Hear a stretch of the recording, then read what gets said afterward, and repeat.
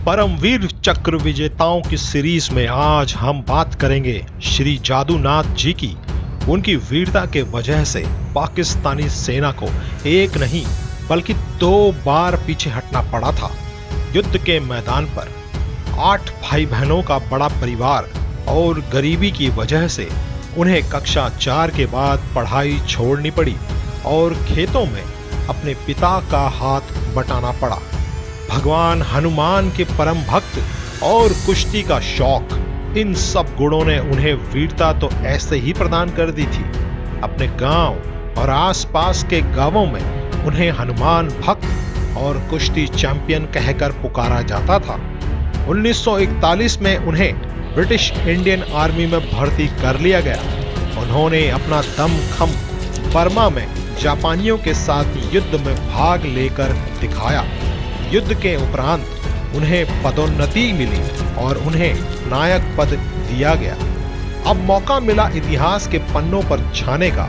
राम प्रसाद बिस्मिल, अशफाक उल्लाह खान तथा ठाकुर रोशन सिंह की जमीन से संबंध रखने वाले श्री जादूनाथ को 1948 में हुए भारत पाक युद्ध में कश्मीर के नौशेरा सेक्टर में तैनाती मिली। राजपूत रेजिमेंट के इस जवान ने यहां भी दुश्मनों के छक्के छुड़ा दिए। कश्मीर ऑपरेशन में उनकी रेजिमेंट को नौशेरा सेक्टर की जिम्मेदारी मिली थी। 24 दिसंबर 1947 को जहांगीर पर पाकिस्तानियों का कब्जा हो गया, जो कि एक कड़ी चुनौती बन गया था भारतीय सेना के लिए। इसके जवाब में भारतीय सेना ने नौशेरा सेक्टर में जवाबी कार्रवाई की। इसमें सेना को कामयाबी भी मिली। श्री जादूनाथ जी को नौशेरा के टेंडर में तैनाती की जिम्मेदारी मिली थी। जादूनाथ जी की चौकी पर उनके साथ केवल 9 सिपाही मौजूद थे। अचानक दुश्मन ने हमला कर दिया।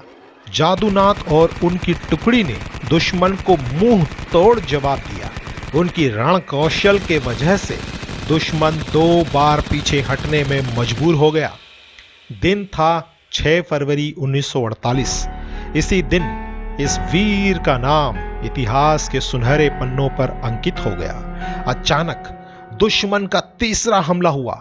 अब उनकी संख्या और हमला भी बढ़ा हुआ था।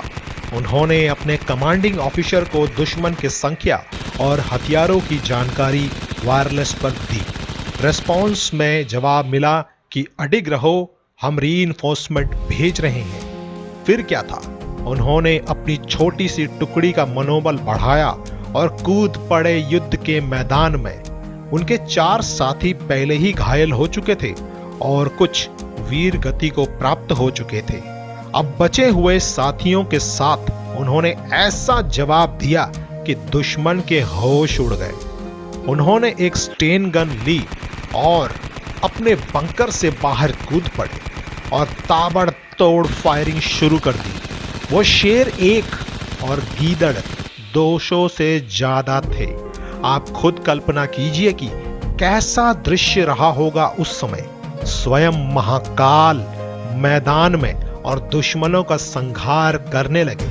अचानक एक गोली उनके सिर में और एक छाती में लगी। भारत मां का वो वीर हमेशा के लिए एक गहरी नींद में सो गया।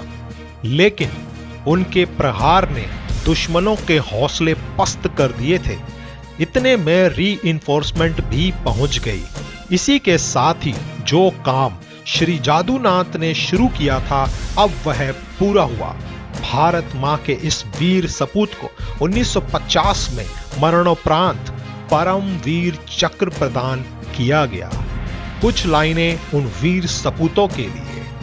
तन की मोहब्बत में खुद को तपाए बैठे हैं, मरेंगे वतन के लिए शर्त मौत से लगाए बैठे हैं। जय हिंद।